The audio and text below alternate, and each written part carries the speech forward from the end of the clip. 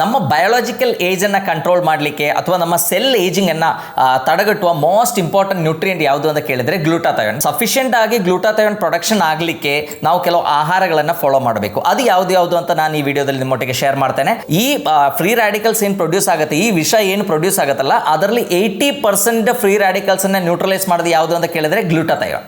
ಎಲ್ಲರಿಗೂ ನಮಸ್ಕಾರ. ನಾನು ಡಾಕ್ಟರ್ ಜಿತೇಶ್, ನಿಸರ್ಗ ಹಾಸ್ಪಿಟಲ್ ಸಿರ್ಸಿ. ನಮ್ಮ ವಯಸ್ಸು ಹೆಚ್ಚಾಗುವಾಗ ನಮ್ಮ ಬಾಡಿಯಲ್ಲಿ ಭಾಳಷ್ಟು ಚೇಂಜಸ್ ಕಂಡುಬರುತ್ತೆ.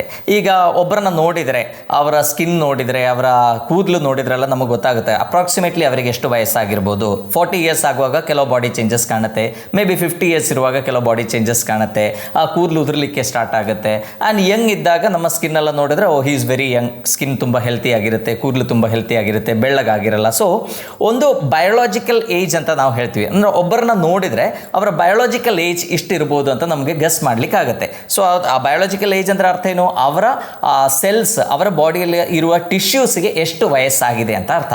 ಆ್ಯಂಡ್ ಕೆಲವು ಸಲ ನಮಗೆ ಕೆಲವ್ರನ್ನ ನೋಡಿದ್ರೆ ಆಶ್ಚರ್ಯ ಆಗುತ್ತೆ. ಕೆಲವರು ನೋಡಿದ್ರೆ ಅವ್ರದ್ದು ವಯಸ್ಸೇನೋ 60-64 ಇರ್ಬೋದು, ಬಟ್ ಅವ್ರನ್ನ ನೋಡಿದ್ರೆ may be looks like A 40-year-old person. So ನನಗೆ ಒಂದು ಎಕ್ಸ್ಪೀರಿಯನ್ಸ್ ಆಗಿತ್ತು. ಮೊನ್ನೆ ನಮ್ಮ ಹಾಸ್ಪಿಟ್ಲಿಗೆ ಒಬ್ಬರು ಬಂದಿದ್ರು.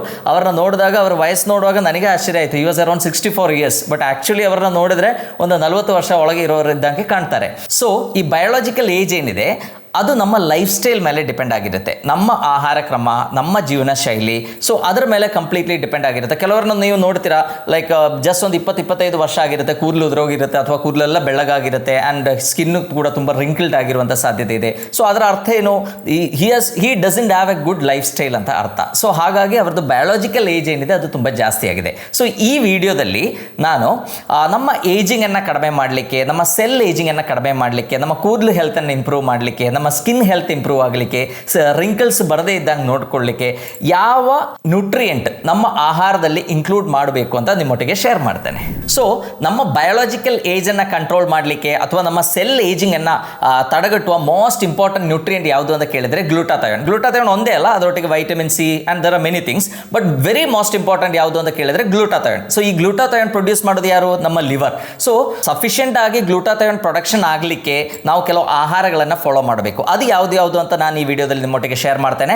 ಅದರೊಟ್ಟಿಗೆ ನಮ್ಮ ಬಾಡಿಯಲ್ಲಿ ಗ್ಲೂಟಾಥಯೋನ್ ಪ್ರೊಡಕ್ಷನ್ ಕಡಿಮೆ ಆದರೆ ನಾವು ಯಾವ ಥರ ಸಪ್ಲಿಮೆಂಟ್ಸ್ ಅನ್ನು ತಗೊಂಡ್ರೆ ನಮ್ಮ ಗ್ಲೂಟಾಥಯೋನ್ ಪ್ರೊಡಕ್ಷನ್ ಲೈಕ್ ಗ್ಲೂಟಾಥಯೋನ್ ಲೆವೆಲ್ಸ್ ಅನ್ನು ಇಂಪ್ರೂವ್ ಮಾಡಬಹುದು. ಅದರಿಂದ ನಮ್ಮ ಸೆಲ್ ಏಜಿಂಗ್, ನಮ್ಮ ಸ್ಕಿನ್ ಹೆಲ್ತ್ ಇರ್ಬೋದು, ನಮ್ಮ ಕೂದಲು ಹೆಲ್ತ್ ಇರ್ಬೋದು, ಇದೆಲ್ಲ ಮೇಂಟೈನ್ ಮಾಡಲಿಕ್ಕೆ ಯಾವ ಥರ ಗ್ಲೂಟಾಥಯೋನ್ನ ನಾವು ತಗೋಬೇಕು ಅಂತ ನಾನು ಈ ವಿಡಿಯೋದಲ್ಲಿ ನಿಮ್ಮೊಟ್ಟಿಗೆ ಶೇರ್ ಮಾಡ್ತೇನೆ. ಸೊ ಗ್ಲೂಟಾಥಯೋನ್ ಬಗ್ಗೆ ಹೇಳೋ ಮೊದಲು ನಮಗೆ ವಯಸ್ಸು ಹೇಗಾಗುತ್ತೆ ಅಂತ ನಾವು ನೋಡಬೇಕಾಗುತ್ತೆ. ಸೊ ಯೂಶಲಿ ನಾವು ಏನೇ ಆಹಾರ ತಗೊಂಡ್ರು ಕೂಡ ನಿಮಗೆ ಗೊತ್ತು ಅದು ಡೈಜೆಸ್ಟ್ ಆಗುತ್ತೆ.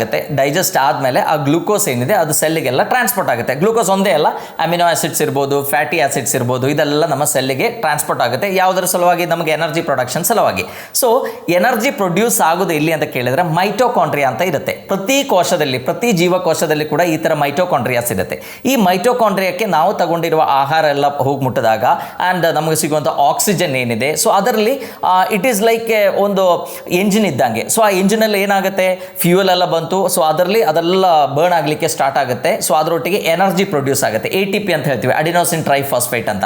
ಸೊ ಈ ಎನರ್ಜಿ ಮಾಲಿಕ್ಯೂಲ್ ಪ್ರೊಡ್ಯೂಸ್ ಆಗುವಾಗ ಅದರೊಟ್ಟಿಗೆ ತುಂಬ ಕಶ್ಮಲ ಪದಾರ್ಥಗಳು, ತುಂಬ ಟಾಕ್ಸಿನ್ಸ್ ಕೂಡ ಪ್ರೊಡ್ಯೂಸ್ ಆಗುತ್ತೆ. ನೀವೇ ವಿಚಾರ ಮಾಡಿ, ನಾವೊಂದು ಗಾಡಿ ಡ್ರೈವ್ ಮಾಡ್ಕೊಂಡು ಹೋಗುವಾಗ ಅದರಲ್ಲಿ ಪೆಟ್ರೋಲ್ ಹಾಕ್ತೀವಿ ಟ್ಯಾಂಕಲ್ಲಿ, ಆ ಟ್ಯಾಂಕಲ್ಲಿರೋ ಪೆಟ್ರೋಲ್ ಇಂಜಿನ್ಗೆ ಹೋದಾಗ ಅದು ಬರ್ನ್ ಆದಾಗ ನಮಗೆ ಎನರ್ಜಿ ಸಿಗುತ್ತೆ, ಗಾಡಿ ಮುಂದೆ ಹೋಗುತ್ತೆ, ಪವರ್ ಇರುತ್ತೆ, ಗಾಡಿ ಮುಂದೆ ಹೋಗುತ್ತೆ. ಅದರೊಟ್ಟಿಗೆ ಅದು ಸ್ಮೋಕ್ ಬಿಡುಗಡೆ ಮಾಡುತ್ತೆ, ತುಂಬ ಸ್ಮೋಕ್. ಆ ಸ್ಮೋಕಲ್ಲಿ ಎಷ್ಟೊಂದು ಟಾಕ್ಸಿನ್ಸ್ ಇರುತ್ತೆ. ಸೊ ಅದೇ ಥರ ನಮ್ಮ ಬಾಡಿಯಲ್ಲಿ ಎನರ್ಜಿ ಪ್ರೊಡ್ಯೂಸ್ ಆಗುವಾಗ ಕೂಡ ತುಂಬ ಟಾಕ್ಸಿನ್ಸ್ ಪ್ರೊಡ್ಯೂಸ್ ಆಗುತ್ತೆ. ಈ ಟಾಕ್ಸಿನ್ಸ್ಗೆ ನಾವು ಫ್ರೀ ರ್ಯಾಡಿಕಲ್ಸ್ ಅಂತ ಹೇಳ್ತೀವಿ. ಸೊ ಈ ಫ್ರೀ ರ್ಯಾಡಿಕಲ್ಸ್ ಏನು ಮಾಡುತ್ತೆ ಅಂದರೆ ನಮ್ಮ ಪ್ರತಿಯೊಂದು ಸೆಲ್ಸ್ದು ಎಲ್ಲ ಕಡೆ ಅಂಟುಕೊಂಡು ಅಲ್ಲಿ ಏಜಿಂಗ್ಗೆ ಮೇನ್ ಒಂದು ಕಾರಣ ಆಗುತ್ತೆ. ಅದು ನಮ್ಮ ಸೆಲ್ಸಲ್ಲಿರೋ ಪ್ರೋಟೀನನ್ನು ಹಾಳು ಮಾಡುತ್ತೆ, ಅಲ್ಲಿರೋ ಫ್ಯಾಟನ್ನು ಹಾಳು ಮಾಡುತ್ತೆ. ಸೊ ನಮ್ಮ ಬಾಡಿಯಲ್ಲಿ ಇರುವಂಥ ಪ್ರತಿಯೊಂದು ಆರ್ಗನ್ಸಲ್ಲಿ ಕೂಡ ಈ ಮೈಟೋಕಾಂಡ್ರಿಯಾ ಇರುತ್ತೆ, ಅಲ್ಲಿ ಎನರ್ಜಿ ಪ್ರೊಡಕ್ಷನ್ ಆಗುತ್ತೆ. ಸೊ ಅಲ್ಲಿ ಫ್ರೀ ರ್ಯಾಡಿಕಲ್ಸ್ ಪ್ರೊಡ್ಯೂಸ್ ಆಗುತ್ತೆ. ಅದು ನಮ್ಮ ಓವರಾಲ್ ಸೆಲ್ ಏಜಿಂಗ್ಗೆ ಇರುವಂಥ ಮುಖ್ಯ ಕಾರಣ. ಸೊ ನಮ್ಮ ಜೀವಕೋಶಗಳೇನಿದೆ ಅದು ಪ್ರತಿ ಸೆಕೆಂಡಲ್ಲಿ ಕೂಡ ಸುಮಾರು 50 ಲಕ್ಷ ಫ್ರೀ ರ್ಯಾಡಿಕಲ್ಸನ್ನು ಪ್ರೊಡ್ಯೂಸ್ ಮಾಡ್ತಾ ಇರ್ತದೆ. ಸೊ ನೀವೇ ವಿಚಾರ ಮಾಡಿ, ನಮ್ಮ ಬಾಡಿಯಲ್ಲಿ ಎಷ್ಟೊಂದು ಟಾಕ್ಸಿನ್ಸ್ ಕ್ರಿಯೇಟ್ ಆಗುತ್ತೆ ಅಂತ. ನಮ್ಮ ಹೊರಗಡೆಯಿಂದ ನಾವು ತಗೊಳ್ಳೋಂಥ ಟಾಕ್ಸಿನ್ಸ್ಗಿಂತ 10 ಪಟ್ಟು ಹೆಚ್ಚು ಟಾಕ್ಸಿನ್ಸ್ ನಮ್ಮ ಬಾಡಿಯಲ್ಲೇ ಕ್ರಿಯೇಟ್ ಆಗುತ್ತೆ. ಬಟ್ ಬಾಡಿ ಏನು ಮಾಡುತ್ತೆ ಅಂದರೆ, ಲಿವರ್, ಎಸ್ಪೆಷಲಿ ಲಿವರ್ ಏನು ಮಾಡುತ್ತೆ ಅಂದರೆ, ಲಿವರ್ ಈ ಗ್ಲೂಟಾಥಯೋನ್ ಅಂತ ಆಂಟಿ ಆಕ್ಸಿಡೆಂಟ್ ಅನ್ನು ಪ್ರೊಡ್ಯೂಸ್ ಮಾಡುತ್ತೆ. ಸೊ ಈ ಆಂಟಿ ಆಕ್ಸಿಡೆಂಟ್ಸ್ ಅಂದ್ರೆ ಏನು, ನಮ್ಮ ಜೀವಕೋಶದಲ್ಲಿ ಪ್ರೊಡ್ಯೂಸ್ ಆಗುವಂಥ ಈ ಫ್ರೀ ರ್ಯಾಡಿಕಲ್ಸ್ ಅನ್ನು ನ್ಯೂಟ್ರಲೈಸ್ ಮಾಡಿ ನಮ್ಮ ದೇಹಕ್ಕೆ ಯಾವುದೇ ಥರ ಲೈಕ್ ಇಂಜುರೀಸ್ ಆಗದೇ ಇದ್ದಂಗೆ ನೋಡ್ಕೊಳ್ಳುವಂಥದ್ದು ಆಂಟಿ ಆಕ್ಸಿಡೆಂಟ್ಸ್. ಸೊ ಈ ಫ್ರೀ ರ್ಯಾಡಿಕಲ್ಸ್ ಏನು ಪ್ರೊಡ್ಯೂಸ್ ಆಗುತ್ತೆ, ಈ ವಿಷ ಏನು ಪ್ರೊಡ್ಯೂಸ್ ಆಗುತ್ತಲ್ಲ, ಅದರಲ್ಲಿ 80% ಫ್ರೀ ರ್ಯಾಡಿಕಲ್ಸ್ ಅನ್ನ ನ್ಯೂಟ್ರಲೈಸ್ ಮಾಡೋದು ಯಾವುದು ಅಂತ ಕೇಳಿದ್ರೆ ಗ್ಲೂಟಾಥಯೋನ್. ಸೊ ಈ glutathione is produced in the ಲಿವರಲ್ಲಿ ಗ್ಲೂಟಾಥಯೋನ್ ಪ್ರೊಡ್ಯೂಸ್ ಆಗಿ ಅದು ಪ್ರತಿಯೊಂದು ಸೆಲ್ ಒಳಗೇನು ಟ್ರಾನ್ಸ್ಪೋರ್ಟ್ ಆಗುತ್ತೆ. ಸೊ ಹಾಗಾಗಿ ಈ ಸೆಲ್ ಒಳಗಿಂದ ಈ ಕಶ್ಮಲ ಪದಾರ್ಥಗಳೇನಿದೆ, ಟಾಕ್ಸಿನ್ಸ್ ಏನಿದೆ, ಅದನ್ನು ಹೊರಗೆ ಬರ್ಲಿಕ್ಕೆ ಕೊಡಲ್ಲ ಬಾಡಿ. ಬಟ್ ಆದರೂ ಕೂಡ ಆ್ಯಂಡ್ ಅದರಲ್ಲಿ 99% ಕೂಡ ಬಾಡಿ ನ್ಯೂಟ್ರಲೈಸ್ ಮಾಡುತ್ತೆ. ಲಿವರ್ಲಿರುವ ಗ್ಲೂಟಾಥಯೋನ್ ಇರ್ಬೋದು, ವೈಟಮಿನ್ ಸಿ ಇರ್ಬೋದು, ಬಾಕಿ ಇರುವಂಥ ಆಂಟಿ ಆಕ್ಸಿಡೆಂಟ್ಸ್ ಇರ್ಬೋದು, ಇದೆಲ್ಲ ಸೇರಿ ಇದನ್ನು ನ್ಯೂಟ್ರಲೈಸ್ ಮಾಡುತ್ತೆ. ಬಟ್ ಆದರೂ ಕೂಡ ಅದರಲ್ಲಿ 1% ಏನಾಗುತ್ತೆ, ಹೊರಗಡೆ ಬಂದೇ ಬರುತ್ತೆ. ಆ ಹೊರಗಡೆ ಬಂದಿರುವಂಥ ಈ ಟಾಕ್ಸಿನ್ಸ್ ಏನಿದೆ ಅದು ನಮ್ಮ ಏಜಿಂಗ್ ಆಗಿರುವಂಥ ಮುಖ್ಯ ಕಾರಣ. ಸೊ ನಾವು ಏನು ಮಾಡ್ತೀವಿ, ನಮಗೆ ಜೀವ ಇರಬೇಕು ಅಂದ್ರೆ ನಾವು ಆಕ್ಸಿಜನ್ ತಗೊಳ್ಳೇಬೇಕು ಅಲ್ವಾ. ಸೊ ಆಕ್ಸಿಜನ್ ತಗೊಂಡಾಗ ಆ ಆಕ್ಸಿಜನ್ ಟ್ರಾನ್ಸ್ಪೋರ್ಟ್ ಆದಾಗ ನಮ್ಮ ಜೀವಕೋಶಗಳಲ್ಲಿ ಆಗುವಂಥ ಪ್ರಾಸೆಸ್ ಅನ್ನು ನಾವೇನು ಹೇಳ್ತೀವಿ, ಆಕ್ಸಿಡೇಷನ್ ಅಂತ ಹೇಳ್ತೀವಿ. ಸೊ ಈ oxidation is the main cause of ageing. ನೀವೇ ಅಬ್ಸರ್ವ್ ಮಾಡಿ, ತುಂಬ ಸ್ಪೀಡ್ ಆಗಿ ಉಸಿರಾಡುವಂಥ ಪ್ರಾಣಿಗಳೇನಿದೆ ಅದಕ್ಕೆ ಆಯುಸ್ಸು ಕಂಪ್ಯಾರಿಟಿವ್ಲಿ ತುಂಬ ಕಡಿಮೆ. ನೀವು ನಾಯಿ ಇರ್ಬೋದು, ಬೆಕ್ಕಿರ್ಬೋದು, ಸೊ ಈ ಥರ ಪ್ರಾಣಿಗಳನ್ನ ನೋಡಿದರೆ ಅವರಿಗೆ ಆಯುಸ್ ಎಷ್ಟಿರ್ಬೋದು, ಮೇ ಬಿ ಅರೌಂಡ್ ಒಂದು 10 years ಇರ್ಬೋದು. ಸೊ ಬಟ್ ಅದೇ ಥರ ಮನುಷ್ಯನ ನೋಡಿದರೆ ನಾವು ಅದಕ್ಕಿಂತ ಕಂಪ್ಯಾರಿಟಿವ್ಲಿ ತುಂಬ ಸ್ಲೋ ಆಗಿ ಬ್ರೀತ್ ಮಾಡ್ತೀವಿ. ಸೊ ಹಾಗಾಗಿ ನಮ್ಮ ಆಯುಸ್ ಏನಿದೆ ಅರೌಂಡ್ 70-80 years ಇರುತ್ತೆ. ಸೊ ಆನೆ ಅಬ್ಸರ್ವ್ ಮಾಡಿದರೆ ನಮ್ಮ ಸುಮಾರು ಇದೇ ಥರ ಲೈಫ್ ಸ್ಪ್ಯಾನ್ ಇದೆ. ಆ್ಯಂಡ್ ಆಮೆ ಟಾಟಾಯ್ಸ್ ಏನಿದೆ ಅದರದ್ದು ಲೈಫ್ ಸ್ಪ್ಯಾನ್ ನೋಡಿದರೆ ಆಲ್ಮೋಸ್ಟ್ hundreds of years ಇರುತ್ತೆ. ಅದಕ್ಕೆ ನೋಡಿ, ಈಗ ಪ್ರಾಣಾಯಾಮ ಇದೆಲ್ಲ ಪ್ರಾಕ್ಟೀಸ್ ಮಾಡೋದ್ರಿಂದ ನಮ್ಮ ಆಯುಸ್ ಏನಿದೆ ಅದು ಹೆಚ್ಚಾಗ್ತಾ ಇದೆ. ಸೊ ನಾವು ಡೀಪ್ ಆಗಿ ಬ್ರೀತ್ ಮಾಡಿದಾಗ ಆ್ಯಂಡ್ ತುಂಬ ಸ್ಲೋ ಆಗಿ ಬ್ರೀತ್ ಮಾಡಿದಾಗ ಏನಾಗುತ್ತೆ, ನಮ್ಮ ಲೈಕ್ ಆಕ್ಸಿಜನ್ ತಗೊಳ್ಳೋ ಕೆಪಾಸಿಟಿನೂ ಇಂಪ್ರೂವ್ ಆಗುತ್ತೆ. ಅದೇ ಥರ ನಮ್ಮ ಲೈಫ್ ಸ್ಪ್ಯಾನ್ ಕೂಡ ತುಂಬ ಚೆನ್ನಾಗಿ ಇಂಪ್ರೂವ್ ಆಗುತ್ತೆ.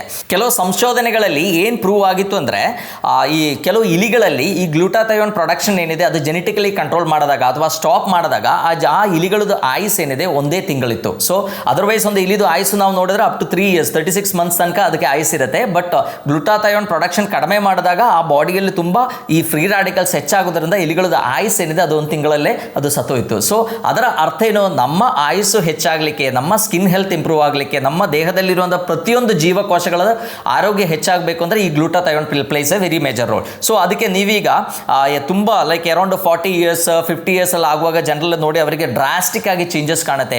ತುಂಬ ಸಡನ್ ಆಗಿ ಅವರ ವಯಸ್ಸು ಹೆಚ್ಚಾದಂಗೆ ಕಾಣುತ್ತೆ, ತುಂಬ ಬೇಗ ಕೂದಲು ಬೆಳ್ಳಗಾಗಿದ್ದು ಕಾಣುತ್ತೆ. ಆ್ಯಂಡ್ ಅವರಲ್ಲಿ ಅಬ್ಸರ್ವ್ ಮಾಡಿ ನೋಡಿದಾಗ ಒಂದು ಕಾಮನ್ ಆಗಿ ಕಂಡು ಬರುವಂಥ ಒಂದು ಸಿಂಪ್ಟಮ್ ಪ್ರಾಬ್ಲಮ್ ಏನಂದರೆ ಅವರಿಗೆಲ್ಲ ಫ್ಯಾಟಿ ಲಿವರ್ ಪ್ರಾಬ್ಲಮ್ ಇದೆ. ಸೊ ಫ್ಯಾಟಿ ಲಿವರ್ ಪ್ರಾಬ್ಲಮ್ ಇದ್ದಾಗ ಅಥವಾ ಲಿವರ್ಗೆ ಏನಾದರೂ ಸಮಸ್ಯೆ ಇದ್ದಾಗ ಏನಾಗುತ್ತೆ, ಅವರದ್ದು ಗ್ಲೂಟಾಥಯೋನ್ ಪ್ರೊಡಕ್ಷನ್ ಏನಿದೆ ಅದು ಕಡಿಮೆ ಆಗುವಂಥ ಸಾಧ್ಯತೆ ಇದೆ. ಸೊ ಗ್ಲೂಟಾಥಯೋನ್ ಪ್ರೊಡಕ್ಷನ್ ಕಡಿಮೆ ಆದಾಗ ನಮ್ಮ ಸೆಲ್ಲಲ್ಲಿ ಈ ಫ್ರೀ ರ್ಯಾಡಿಕಲ್ಸ್ ಹೆಚ್ಚಾಗಿ ನಮಗೆ ಬೇಗ ವಯಸ್ಸೇನಿದೆ ಅದು ಬೇಗ ಹೆಚ್ಚಾಗುವಂಥ ಸಾಧ್ಯತೆ ಇದೆ. ಈ ಗ್ಲೂಟಾಥಯೋನ್ ಏನಿದೆ ಅದು ಜಸ್ಟ್ ಸ್ಕಿನ್ ಹೆಲ್ತ್ ಮತ್ತು ಹೇರ್ ಹೆಲ್ತ್ಗೆ ಒಂದೇ ಅಲ್ಲ, ಅದರೊಟ್ಟಿಗೆ ನಮ್ಮ ಓವರ್ ಆಲ್ ಬಾಡಿದು ಹೆಲ್ತ್ ಇಂಪ್ರೂವ್ ಆಗಬೇಕು ಅಂದರೆ it plays a very major role. ಅಂದರೆ ಇನ್ಸುಲಿನ್ ಸೆನ್ಸಿಟಿವಿಟಿ ಇಂಪ್ರೂವ್ ಮಾಡಿ ಡಯಾಬಿಟಿಸ್ ಅನ್ನು ಕಂಟ್ರೋಲ್ ಮಾಡಲಿಕ್ಕೆ glutathione is very good.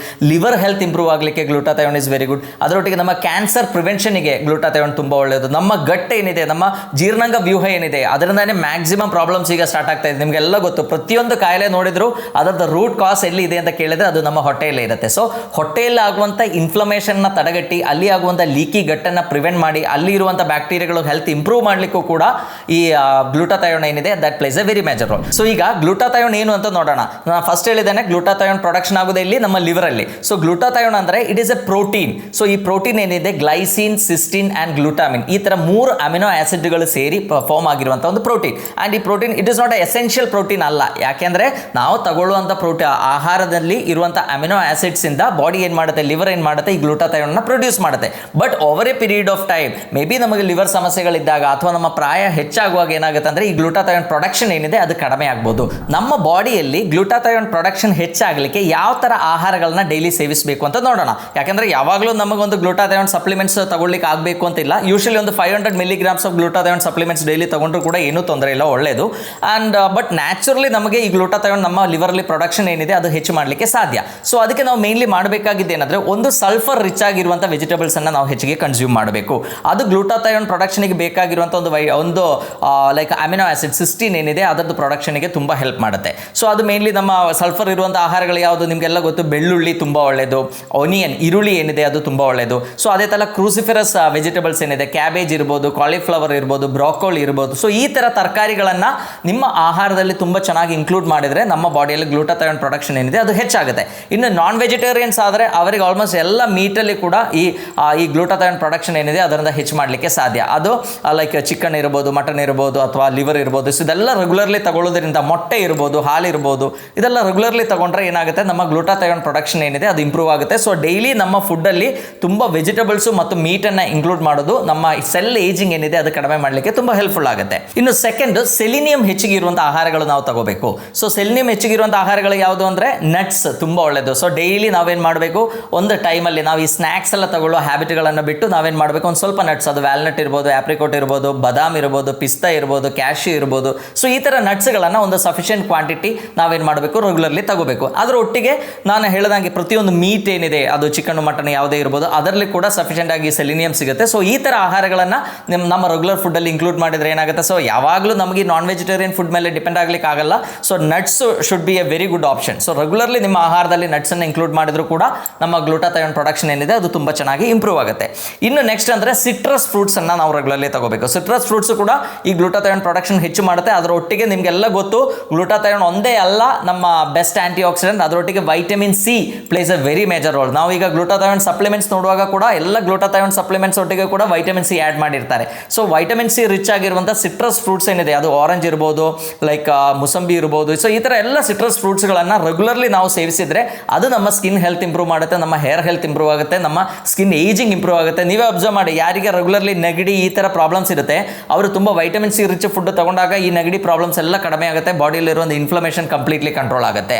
And ನಾವೆಲ್ಲ ಈ ಇಮ್ಯುನಿಟಿ, ನಮ್ಮ ಕೋವಿಡ್ ಎಲ್ಲ ಬಂದಿದ್ದ ಟೈಮಿಗೆ ವೈಟಮಿನ್ ಸಿ ಟ್ಯಾಬ್ಲೆಟ್ ತುಂಬ ಹೆಚ್ಚಿಗೆ ತಗೊಳ್ತಾ ಇದ್ವಿ. ಅದು ಓವರಾಲ್ ನಮ್ಮ ಇಮ್ಯುನಿಟಿ ಏನಿದೆ ಅದರಿಂದ ತುಂಬ ಇಂಪ್ರೂವ್ ಕೂಡ ಆಗಿದೆ. ಸೊ ವೈಟಮಿನ್ ಸಿ ರಿಚ್ ಆಗಿರುವಂಥ ಆಹಾರಗಳು, ಅದು ನೆಲ್ಲಿಕಾಯಿ ಇರ್ಬೋದು. ಸೊ ಈ ಥರ ಫುಡ್ಗಳನ್ನು ರೆಗ್ಯುಲರ್ ಬೇಸಿಸಲ್ಲಿ ನಾವು ಸೇವಿಸಬೇಕು. ಯಾವಾಗಲೂ ವರ್ಷಕ್ಕೊಮ್ಮೆ ಅಥವಾ ತಿಂಗಳಿಗೊಮ್ಮೆ ಒಂದು ಆರೆಂಜ್ ತಗೊಳ್ಳೋದಲ್ಲ, ರೆಗ್ಯುಲರ್ಲಿ ಯಾವುದಾದ್ರೂ ಒಂದು ಹಣ್ಣನ್ನು ತಗೊಂಡ್ರೆ ಇದು ತುಂಬ ಒಳ್ಳೆಯದು. ಆ್ಯಂಡ್ ನಾವು ಈ ಆರೆಂಜ್ ಅಪ್ಲಿಕೇಶನ್ ಫೇಸಿಗೆ, ಸ್ಕಿನ್ಗೆ ಆರೆಂಜ್ ಅಪ್ಲಿಕೇಶನ್ ಎಲ್ಲ ಮಾಡಿದ್ರೆ, ಅದರಿಂದ ಫೇಶಿಯಲ್ ಮಾಡಿದ್ರು ಕೂಡ ತುಂಬ ಹೆಲ್ಪ್ಫುಲ್ ಆಗುತ್ತೆ. ರಿಂಗಲ್ಸ್ ಕಡಿಮೆ ಮಾಡಲಿಕ್ಕೆ, ಸ್ಕಿನ್ ಲೈಕ್ ಟೋನ್ ಇಂಪ್ರೂವ್ ಮಾಡಲಿಕ್ಕೆಲ್ಲ ಅದು ತುಂಬ ಒಳ್ಳೆಯದು. ಇನ್ನು ಫ್ರೂಟ್ಸಲ್ಲಿ ನಿಮಗೆಲ್ಲ ಗೊತ್ತು, ಅವಕಾಡೋ. ನಮ್ಮ ಹಳ್ಳಿಯಲ್ಲೆಲ್ಲ ಅದು ಸಿಗೋದು ಸ್ವಲ್ಪ ಕಷ್ಟ, ಬಟ್ ಬ್ಯಾಂಗ್ಳೂರು ಈ ಥರ ದೊಡ್ಡ ಸಿಟಿಗಳಲ್ಲಿ ಬೇಕಾದಷ್ಟು ಸಿಗುತ್ತೆ.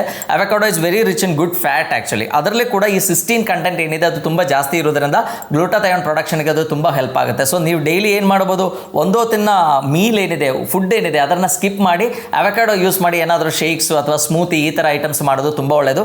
ಅದಕ್ಕೆ ಸ್ವಲ್ಪ ನಮ್ಮ ಬಾದಾಮ್ ಕೂಡ ಹಾಕಿದರೆ ಸಫಿಷಿಯೆಂಟ್ ಆಗಿ ನಮ್ಮ ಬಾಡಿಯಲ್ಲಿ ಗ್ಲೂಟಾಥಯೋನ್ ಪ್ರೊಡಕ್ಷನ್ ಏನಿದೆ ಅದು ತುಂಬ ಚೆನ್ನಾಗಾಗುತ್ತೆ. ನೆಕ್ಸ್ಟ್ ಇಸ್ ಟರ್ಮರಿಕ್ ಅಥವಾ ಅರಿಶಿಣ. ನಮಗೆಲ್ಲ ಗೊತ್ತು, ನಮ್ಮ ಆನ್ಸೆಸ್ಟರ್ಸ್ ಏನಿದೆ, ನಮ್ಮ ಅಜ್ಜ ಅಜ್ಜಿ ಎಲ್ಲ ಪ್ರತಿಯೊಂದು ಕಾಯಿಲೆಗೂ ಕೂಡ ಅವರು ರೆಗ್ಯುಲರ್ಲಿ ತಗೊಳ್ತಾ ಇದ್ದಿದ್ದು ಒಂದು ಐಟಮ್ ಯಾವುದು ಅಂತ ಕೇಳಿದ್ರೆ ಅರಿಶಿಣ ಹಾಕಿ ಹಾಲು ಕುಡಿತಿದ್ರು. ಅದು ಅರಿಶಿಣ ನಮ್ಮ ಫುಡ್ಗೆ ಹೆಚ್ಚಿಗೆ ಹಾಕಿ ತಗೊಂಡ್ರೆ ನಮ್ಮ ಹೊಟ್ಟೆಯಲ್ಲಿರುವಂಥ ಸಮಸ್ಯೆಗಳೆಲ್ಲ ನ್ಯೂಟ್ರಲೈಸ್ ಆಗ್ತಿತ್ತು. ಸೊ ಅದರ ಮೇನ್ ರೀಸನ್ ಏನಂದರೆ, ಒಂದು ಅರಿಶಿಣ ಹೆಲ್ಪ್ಸ್ ಇನ್ ಪ್ರೊಡಕ್ಷನ್ ಆಫ್ ಗ್ಲೂಟಾಥಯೋನ್, ಅದು ಹೆಲ್ಪ್ ಮಾಡುತ್ತೆ. ಅದರೊಟ್ಟಿಗೆ ಅರಿಶಿಣದಲ್ಲಿ ಕುರ್ಕ್ಯುಮಿನ್ ಅಂತ ಒಂದು ಐಟಮ್ ಇದೆ, that is one of the best antioxidant. ನಮ್ಮ ಬಾಡಿಯಲ್ಲಿ ಇರುವಂಥ ಭಾಳಷ್ಟು ಪ್ರಾಬ್ಲಮ್ಸ್ಗೆ that is a best solution. ನಮಗೆ ಕ್ಯಾನ್ಸರ್ ಬರದೇ ಇದ್ದ ನೋಡ್ಕೊಳ್ಳಿಕ್ಕೆ, ನಮ್ಮ ಸ್ಕಿನ್ ಹೆಲ್ತ್ ಇಂಪ್ರೂವ್ ಆಗಲಿಕ್ಕೆ, ನಮ್ಮ ಹೊಟ್ಟೆಯಲ್ಲಿರುವಂಥ ಇನ್ಫ್ಲಮೇಷನ್ ಕಡಿಮೆ ಆಗಲಿಕ್ಕೂ ಕೂಡ ಈ curcumin place a very major role. So ಹಾಗಾಗಿ ನಾವೇನು ಮಾಡ್ಬೋದು, ಪ್ರತಿ ದಿವಸ ಒಂದು ಸ್ವಲ್ಪ ಅರಿಶಿಣನ ಬಳಸ್ಬೋದು. ಓನ್ಲಿ ಪ್ರಾಬ್ಲಮ್ ಏನಂದರೆ, ಈ ಕರ್ಕ್ಯುಮಿನ್ ಅಬ್ಸಾರ್ಪ್ಷನ್ ಹೊಟ್ಟೆಯಲ್ಲಿ ಅಷ್ಟೊಂದು ಚೆನ್ನಾಗಿ ಆಗಲ್ಲ. ಸೊ ಹಾಗಾಗಿ ಅರಿಶಿಣ ತಗೊಳ್ಳುವಾಗ ಅದರೊಟ್ಟಿಗೆ ಒಂದು ಸಣ್ಣ ಕಾಳು ಮೆಣಸು ಹಾಕಿದರೆ ತುಂಬ ಒಳ್ಳೆಯದು. ಯಾಕೆಂದರೆ ನಮ್ಮ ಹೊಟ್ಟೆಯಲ್ಲಿ ಈ ಅರಿಶಿಣದಲ್ಲಿ ಇರುವಂಥ ಆಕ್ಟಿವ್ ಇಂಗ್ರೀಡಿಯೆಂಟ್ ಏನಿದೆ, ಕರ್ಕ್ಯುಮಿನ್ ಏನಿದೆ, ಅದು ಅಬ್ಸಾರ್ಬ್ ಆಗಬೇಕು ಅಂದರೆ ಪಿಪರೈನ್ ಬೇಕು. ಸೊ ಪಿಪರೈನ್ ಸಿಗೋದು ಯಾವುದರಿಂದ, ಕಾಳು ಮೆಣಸಿಂದ. ಸೊ ಹಾಗಾಗಿ ಅರಿಶಿಣ ತಗೊಳ್ಳುವಾಗ ಅದರೊಟ್ಟಿಗೆ ಒಂದು ಕಾಳು ಮೆಣಸನ್ನು ಹಾಕಿದರೆ ತುಂಬ ಒಳ್ಳೆಯದು. Next is chia seeds. ನಮಗೆಲ್ಲ ಗೊತ್ತು, ಈಗ ಸೀಡ್ಸ್ ಏನಿದೆ ಅದು ತುಂಬ ಪಾಪ್ಯುಲರ್ ಆಗ್ತಾ ಇದೆ. ಚಿಯಾ ಸೀಡ್ಸ್ ಇರ್ಬೋದು, ಫ್ಲಾಕ್ ಸೀಡ್ಸ್ ಇರ್ಬೋದು, ಪಂಪ್ಕಿನ್ ಸೀಡ್ಸ್ ಇರ್ಬೋದು, ಈ ಥರ ಸೀಡ್ಸ್ಗಳೆಲ್ಲ ನಾವು ಈಗ ತುಂಬ ಚೆನ್ನಾಗಿ ಯೂಸ್ ಮಾಡ್ತಾ ಇದ್ವಿ. ಸೊ ಈ ಥರ ಎಲ್ಲ ಸೀಡ್ಸಲ್ಲಿ ಕೂಡ ನಮ್ಮ ಬಾಡಿಯಲ್ಲಿ ಗ್ಲೂಟಾಥಯೋನ್ ಇಂಪ್ರೂವ್ ಮಾಡುವಂಥ ಶಕ್ತಿ ಇರುತ್ತೆ. ಸೊ ಅದನ್ನು ನಾವೇನು ಮಾಡ್ಬೋದು, ಯಾವುದಾದ್ರೂ ಜ್ಯೂಸ್ಗೆ ಅಥವಾ ರೆಗ್ಯುಲರ್ಲಿ ತಗೊಳ್ಳೋದು ಆಹಾರ ಏನಿದೆ ಅದಕ್ಕೆ ಹಾಕಿ ತಗೊಳ್ಳೋದು ಕೂಡ ನಮ್ಮ ಗ್ಲೂಟಾಥಯೋನ್ ಪ್ರೊಡಕ್ಷನ್ ಏನಿದೆ ಅದು ಇಂಪ್ರೂವ್ ಮಾಡಲಿಕ್ಕೆ ತುಂಬ ಒಳ್ಳೆಯದು. ಆ್ಯಂಡ್ ಅದರೊಟ್ಟಿಗೆ ನಾವು ಫಸ್ಟ್ ಹೇಳಿದಂಗೆ green leafy vegetables one of the best source of antioxidants. ಅದರಲ್ಲಿ ಬರೀ ಗ್ಲೂಟಾಥಯೋನ್ ಒಂದೇ ಅಲ್ಲ, ನಮ್ಮ ಇಡೀ ವರ್ಲ್ಡಲ್ಲಿ ಇರುವಂಥ ಆಲ್ಮೋಸ್ಟ್ ಎಲ್ಲ ಆಂಟಿ ಆಕ್ಸಿಡೆಂಟ್ಸ್ ಕೂಡ ಅದರಲ್ಲಿ ಇರುತ್ತೆ. ಸೊ ಪ್ರತಿ ದಿವಸ ಬೆಳಿಗ್ಗೆ ಒಂದು ಗ್ರೀನ್ ಜ್ಯೂಸನ್ನು ಮಾಡಿ ಕುಡಿಯೋದು ತುಂಬ ಒಳ್ಳೆಯದು. ಅದರೊಟ್ಟಿಗೆ ನಾನು ABC ಜ್ಯೂಸ್ ಬಗ್ಗೆ ಕೂಡ ಒಂದು ವಿಡಿಯೋ ಮಾಡಿದ್ದೇನೆ, ನೀವು ಬೇಕಾದ್ರೆ ಅದರ ಬಗ್ಗೆ ನೋಡ್ಬೋದು. ಸೊ ಈ ಥರ ನ್ಯಾಚುರಲಿ ಇರುವಂಥ ಐಟಮ್ಸ್ ನಾವು ಇನ್ಕ್ಲೂಡ್ ಮಾಡಿದ್ರೆ ಏನಾಗುತ್ತೆ, ನಮ್ಮ ಸ್ಕಿನ್ ಹೆಲ್ತ್ ಇಂಪ್ರೂವ್ ಆಗುತ್ತೆ, ಸೆಲ್ ಏಜಿಂಗ್ ಇಂಪ್ರೂವ್ ಆಗುತ್ತೆ, ನಮ್ಮ ಬಾಡಿಯಲ್ಲಿ ಆಗುವಂಥ ಟಾಕ್ಸಿನ್ಸ್ ಎಲ್ಲ ನ್ಯೂಟ್ರಲೈಸ್ ಆಗಿ ನಮ್ಮ ಬಯೋಲಾಜಿಕಲ್ ಏಜ್ ಏನಿದೆ ಅದು ತುಂಬ ಕಂಟ್ರೋಲ್ ಮಾಡಲಿಕ್ಕೆ ಸಾಧ್ಯ. ನಾವೊಂದು 60-70 ಇಯರ್ಸ್ ಆದರೂ ಕೂಡ may be will look at least 10 years younger. So ಈ ಆಹಾರಗಳನ್ನು ಪ್ರತಿ ದಿವಸ ನೀವು ತಗೊಳ್ಳಿ ಅಂತ ಹೇಳ್ತಾ ಎಲ್ಲರಿಗೂ ಧನ್ಯವಾದ.